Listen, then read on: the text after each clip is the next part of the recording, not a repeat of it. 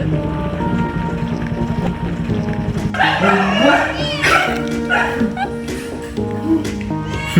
our surprise is a success. Hindi.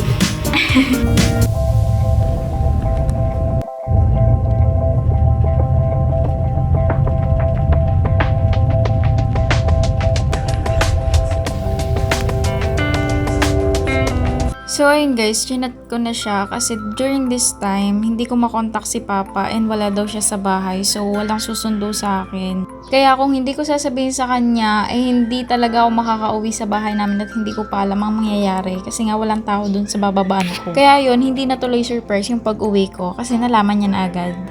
Pero at least, safe ako makakauwi. Dito kasi naglalaro pa siya ng ML kasi nga sinabihan ko siya na maglaro muna siya since mag-edit ako ng content. Kasi yun nga yung plano. Since wala kang susundo sa akin, kailangan niya iwanan yung laro niya para sa akin. Ay. Kaya yun, dali-dali na rin siya kumuha ng sasakyan para masundo ako. Malapit na ako nitong bumaba at nandito na kami sa may mahabang tulay. Kaya pagbaba ko, alam ko na wala pa talaga siya at mag-iintay pa ako. Kasi nga, 10 to 15 minutes yung travel papunta ng mahabang tulay mula sa bahay namin. So, bandang alas 9 na to guys. And thank you kay kuya na nag-assist at tumulong sa pagbitbit ng mga gamit ko. Kasi ang dami kong dala. So, as expected, wala pa nga siya dito at mag-aantay pa ako ng 10 minutes. So, dito muna ako tumambay sa may ilaw para kita ako guys. Tapos may dumaang tricycle na may mga pasahero. Hindi ko mamukuan yung nagsalita nun, pero anyways, hindi ko na siya pinansin. And after ilang minuto naman is dumating na rin si babe at medyo high blood na ako nito kasi sobrang tagal niya. Siyempre, nasermonan si Boss Diet kasi sira pala yung motor namin, hindi ko alam. And hindi niya pa pala yung napapaayos.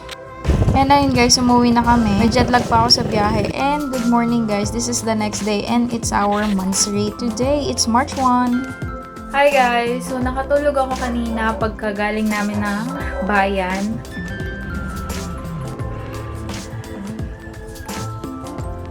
So ngayon ko pa lang siya isa-surprise ng ginawa kong bouquet. Ayan. So pupunta na ako sa bahay since nasa bahay siya ng parents niya. So ayun guys, tara. Sasalisihan natin siya. So kunwari, susunduin niya ako dito sa bahay. Pero galing na ako sa bahay niya sa ibaba. Kung naalala nyo, last Valentine's Day, nagbenta ako ng mga bouquet and tuwan-tuwa dun si Day, kaya ginawan ko na lang siya. Guys, malapit ako sa bahay nila, Day. Pagod na ako maglakad. Doon na.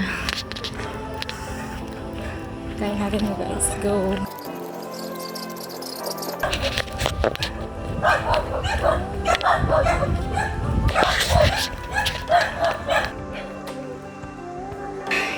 Hinihingal pa ako. So guys, magsiset up muna ako ng bouquet. Actually, wala akong dalang balloons or anything para hindi masyadong halata. Pero sana, hindi successful to later. So, unahan ko na lang siyang umakyat ng bahay mamaya pagpunta namin dito.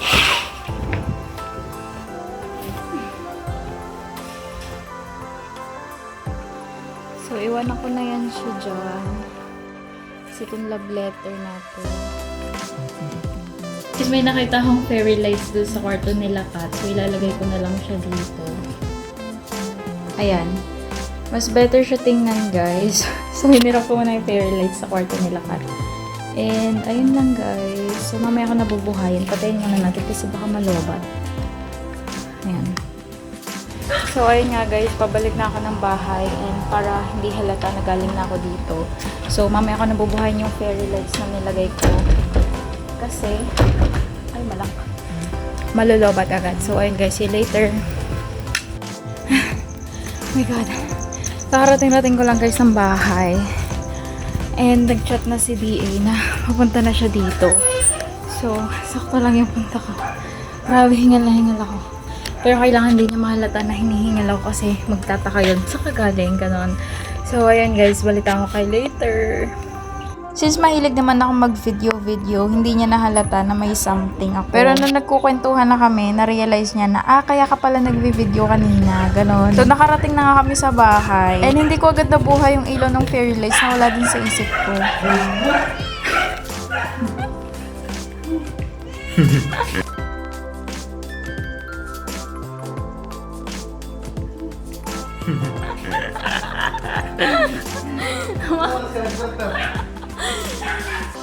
Ang bagal eh. Hindi ko nabuksan yung ilaw.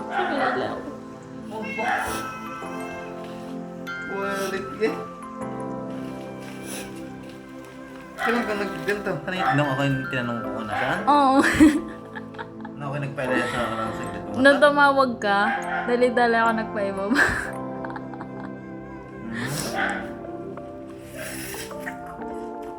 Thank you. Love you.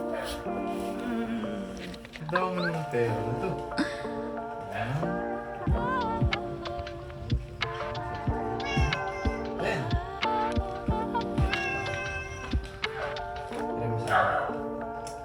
Bal, kumingin na rin.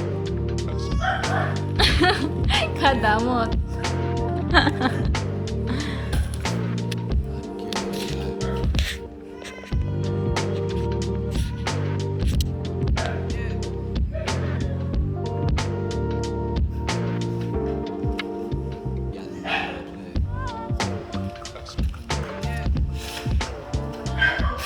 Ano to? Ano to?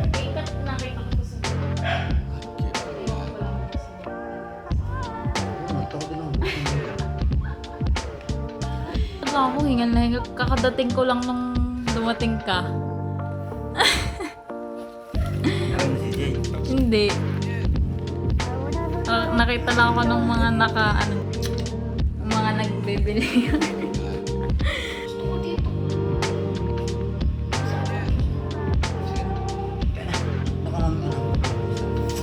So our surprise is a success. Hindi. Anong hindi?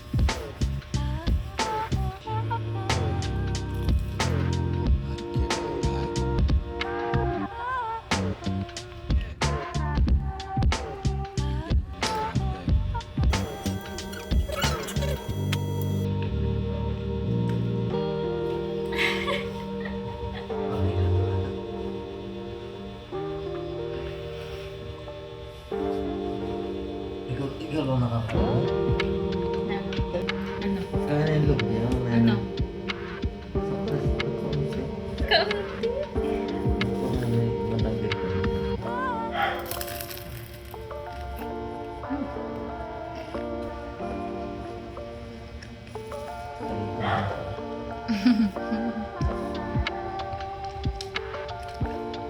Binabantayan niya na nga rin yung chicharon.